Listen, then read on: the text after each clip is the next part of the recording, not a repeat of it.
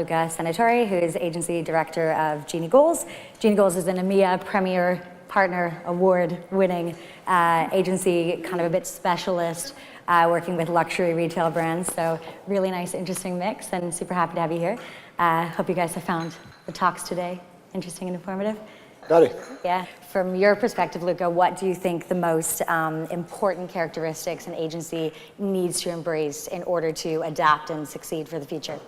Right, it's a good question. I think that there are many things, but I'd like to break this down into 3 points. The first one is to get your why really clear. Why do you do what you do? It's beyond money, it's beyond success, it's beyond growth. If you do it for those things, you'll quit as soon as an adversity presents itself.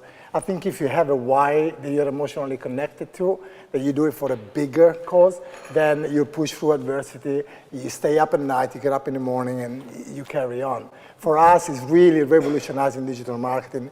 We felt when we started the industry could have been better.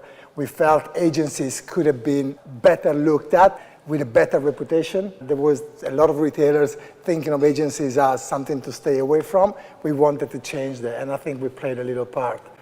I could go on about this forever, but the why is the one thing that will carry you through when times are hard.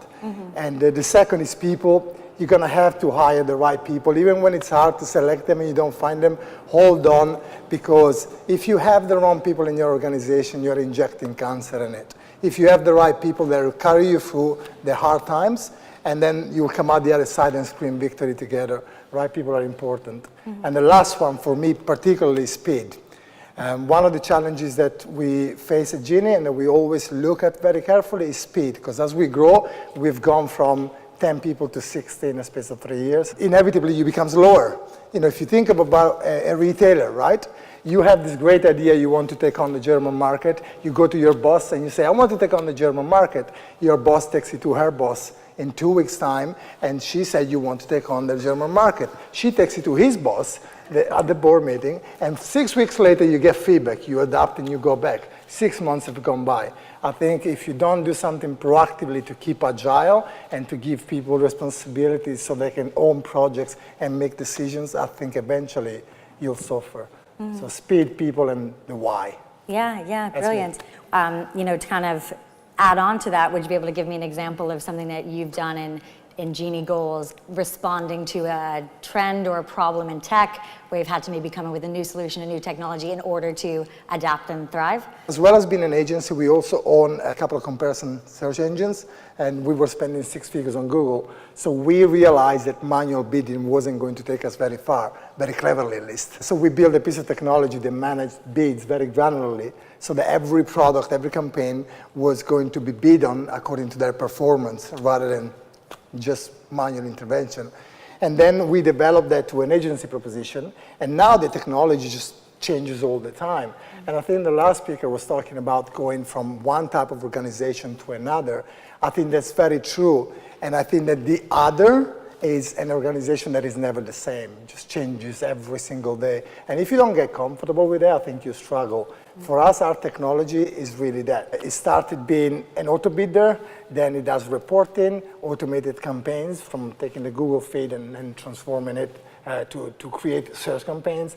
And we are looking into doing more and more and more with the technology, because we understand that times are changing, and so we need to change with it. How, Luca, would you recommend that an agency kind of gets focus and clarity to decide what specifically they want to tackle and how they're going to tackle it? Yes, because that's the problem, isn't it? You get excited about all the things that you could do, and then you end up dreaming about all and doing nothing.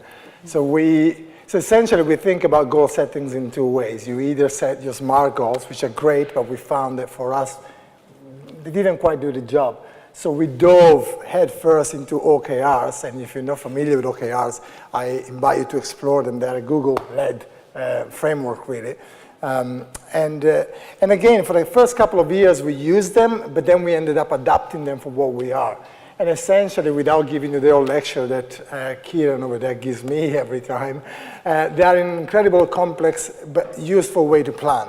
You spend a couple of days planning, a couple of weeks, but then at the end of it, you end up with very clear objectives and key results. The stuff that you know, if you're getting closer, you're going to achieve your objective. If you're not moving, you're going to have to change something. And additionally to what we learned that Google did, and there's a video by Google that explains what OKRs are if you're interested. Apart from the fact that we're writing a book about digital marketing in which we'll explain OKRs, but we'll plug that when it's ready. Just plug Google We'll plug that in a couple of years when it's ready. What we did add was a roadmap underneath. So basically, typically you have the objective, the key results, and now we added a roadmap underneath and assigned each pillar or each objective to a team. Now that way, you don't just have the idea, you don't just have the objective and the KPI, but you also have the actions that you're going to have to take, and you're going to be held accountable by you, by your team, by your boss, by everybody. And it goes back to the original question about why. If you have a big why and then you translate it into a mission that doesn't need to look or sound pretty, that you don't do just because somebody said it and it sounds cool, but if you have a mission that really is close to your heart, all the OKRs fit into that mission.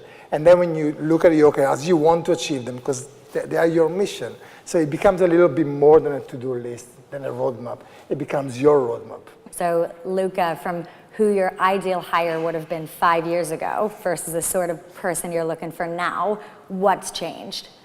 So I think 5 years ago we didn't know. And very similar to you guys, we have an in-house team we call the people pillar, the people team. And their whole job is to make sure that our team are happy, they're aligned with what we're doing, why we're doing it, who we are, what we stand for, what we don't like. We like to work with nice people. If you think about it, we get up every day and we go to work. You want to build the best possible environment that you go and do that for you and for your team. And that way it's easier, right? So we also have what we call the Genie behaviors, which is essentially a list of requirements or a profile that we feel based on historic data, if they have that, they're more likely to fit in and to be happy. But essentially, it boils down to hiring people that fit in with your organization, what you're trying to do, your why. People who are smart, because then they'll get things, even when things change, they'll keep getting them, right? People that do what they say they're going to do, that's super important in our opinion. Because, if we strip it down to a raw form, talk is cheap. We like to work with people that do what they say they're going to do. They decide what to do. They say what they're going to do, but then they have to do it. Because that way you create a culture of independence. You say you're going to do something, we treat you like a grown-up, even if you're 22 when you go and do that. It's just that you set goals that are realistic for your skill set, for your situation. And it doesn't matter if you want to work part-time, it doesn't matter if Genie is your number 1 priority or your number 3 priority, because you decide what you're going to do. All you need to do then is to just do it. So people who are smart, people that get it, and people that get things done. I think they are very important for us. Mm-hmm. So more looking for people who are adaptable and willing to be accountable is important to you. Yes, I love this generation of millennials, and it's great because they come in. If you think about it, 10 years ago, you will walk into a boardroom and a 25-year-old will make coffee, right? Now a 25-year-old walks into a boardroom and he teaches everybody how to use digital, right? It's a very different environment. You do have a little bit of a danger that some millennials come in with a sense of entitlement and they listen to too much Gary Vaynerchuk and they do less work, But there are some incredible people out there. And I think if you have a culture as a company where you encourage growth and you encourage independence and you encourage strategic thinking, then people surprise you. Every time I've been surprised was when I had the courage to step back and say, okay, you do it. And then what I found is that they did it much better than me. Yeah, so my job was to secure my position so I wouldn't be pushed out the door, because there's so many amazing people around. You just need to let them get on with it. Clear mission, clear values, and then let them get on with it. Empower them to go and do a good job. Absolutely. Last one. So, Luca, I'm going to give you a bit more freedom here. I know you love your big picture thinking. You've talked before about how... That's discriminating. No, I don't mean it to be, but, agencies don't always necessarily have to compete with each other. It's not necessarily the size of the slice of the pie that you have. What can you do to grow that overall pie and get customers be more invested and have a better belief in agencies in the first place? So something that everyone can do, that if all agencies did, we'd all win and grow as a result. If every single agency on the planet did a cracking job, every single agency on the planet will do very well. Because the truth is that there are still a large, a massive amount of advertisers who don't trust agencies. And when you tell them you're an agency, you're the Antichrist. When I tell them I'm the agency, they want to run from me. There are a lot of people still like that because they've been burned. They tried once, they tried twice, and now agencies, the old generalization, comes in, and I can see their frustration. So if every agency did well, we all did well. And how does every agency do well? My personal view on this, and I'm sure the people at Genie share this, is be you. Every agency that I met that succeeded focused on being their agency with their idea, their why, their specification, and they built a personality that was strong. It was different from everybody else. We at Genie only do retail work. We only work with retail clients. When we decided internally, the board said, are you crazy? You're going to cut a lot of the potential customers out of your It's the same for us as well. 5 years ago, only retail, only e-commerce. Yeah. And 5 years down the line, it paid off big time because that's us. We understand that 100% of the conversations we have day in and day out are about retail. 100% of the data is about retail. So we did Genie.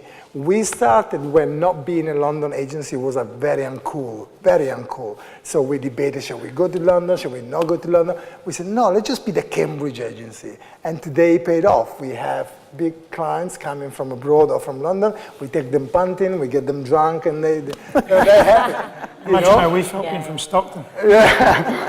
For the moment, so thank you, Luca, David, Sarah. Thanks, guys.